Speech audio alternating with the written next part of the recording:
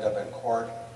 I believe that the court will have no choice because the law is clear. The law, the law is as clear as the Constitution. If it comes to light, you shall reconsider. There's no gray area. So they will have to reconsider it by virtue of the fraud and deception underlying the finding. Now, what you're hearing from EPA most recently is, well, IPCC was only part of our rationale. Don't believe it. It's the only rationale. Everything else they use came from IPCC studies. That's my rant for today. Next we have Susan. Hi, I'm Susie Brando.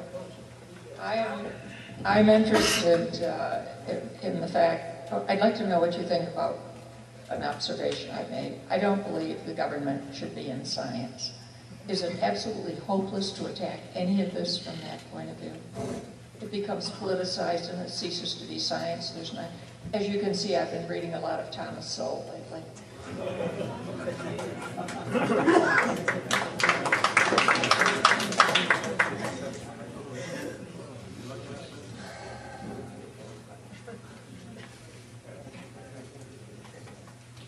I think the problem is not so much that government is or isn't in science. I believe there's a role for government in science. I'm not sure what it is, but I'll tell you it's not what it is right now. Okay? And it reminds me of an economic theory, or political economic theory, called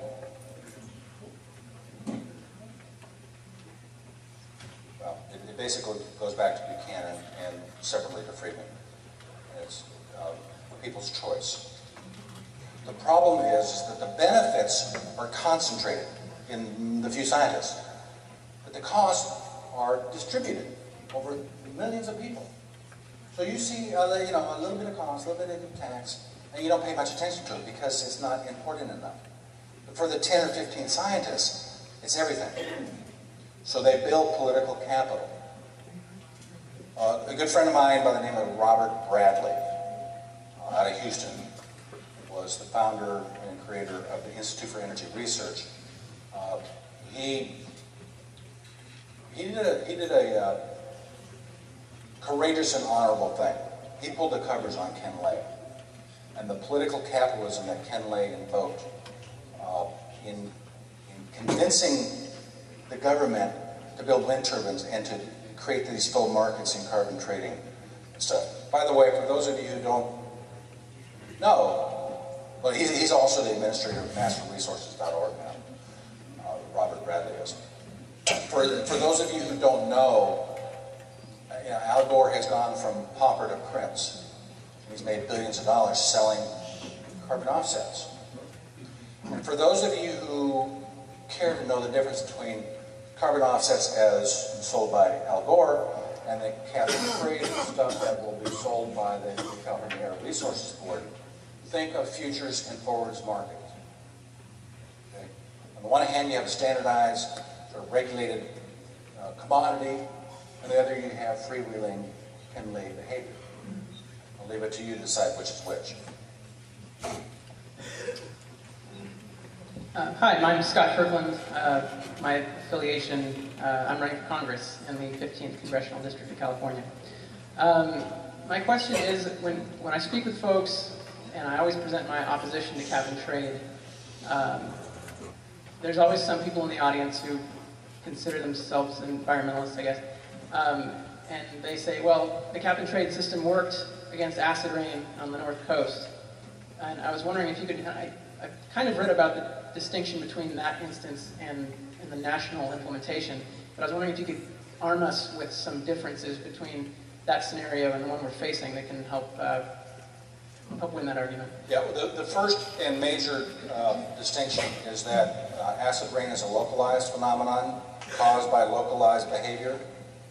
Global warming is not. Right?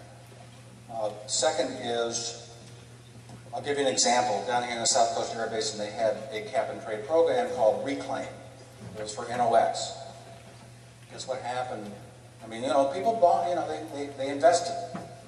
They bought, millions and millions of dollars worth of NOx permits through the Reclaim program. During the electricity crisis, when we didn't have enough electricity, actually we did, but it was in the wrong place, the South Coast Air Basin said, guess what? You don't need one of those permits to generate electricity, thereby devaluing, taking away the property rights of everybody that had spent millions of dollars for them. Cap and trade only works under ideal conditions, and then very poorly. It only works for a localized phenomenon. If China doesn't play, it's useless for carbon dioxide. And please, if you have more questions, you need technical addition, you've got my email address. If you were wise enough, Mr. Congressman, to write it down. Scott, which area is the district?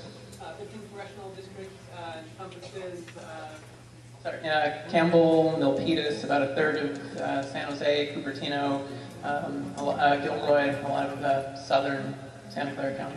I would also suggest, if I may be so bold, please contact my sitting congressman. I'm in the 4th District.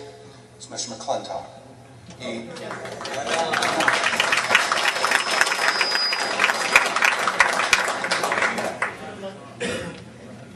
I am a lucky fellow, aren't I?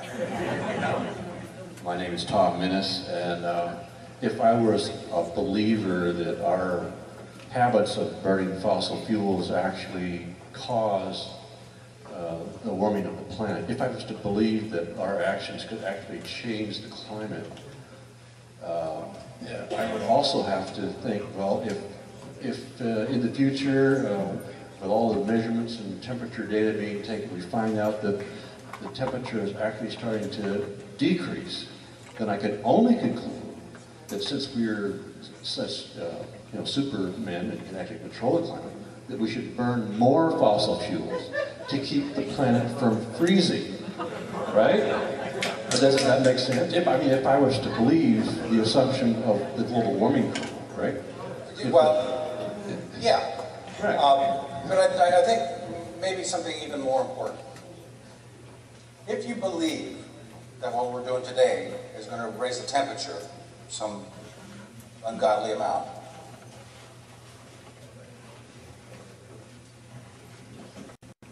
what do you do as a manager of a business? You come in the morning, say, all right, what do we got to do, and what are the most important things to do? What do we got to do first? Well, if we're worried about the temperature in the year 2100, don't we have something we need to deal with today for, like tomorrow, like terrorism or healthcare or something? There's a thing, interestingly enough, called the Copenhagen Consensus. It was put together by an economist, past environmental activist. What the Copenhagen Consensus said was, all right, if we are going to spend $10 trillion on any world crisis phenomenon, what are the 10 most important things to spend it on? Okay, it's a priority then, just like you would do if you own a business. Guess what came in last? Give that man a cigar. That's right, Born Blomberg, who had been a pretty stout local environmentalist, said, wait a minute, we've got our priorities wrong. For those that want to study the science of it, it's called Pareto optimality. You do the important things first. The other thing that acting today irrationally and rashly does two things. It assigns a value of 0 to knowledge. I can guarantee you that we will know more tomorrow than we do today. We will know more next year, both in terms of the extent of the problem and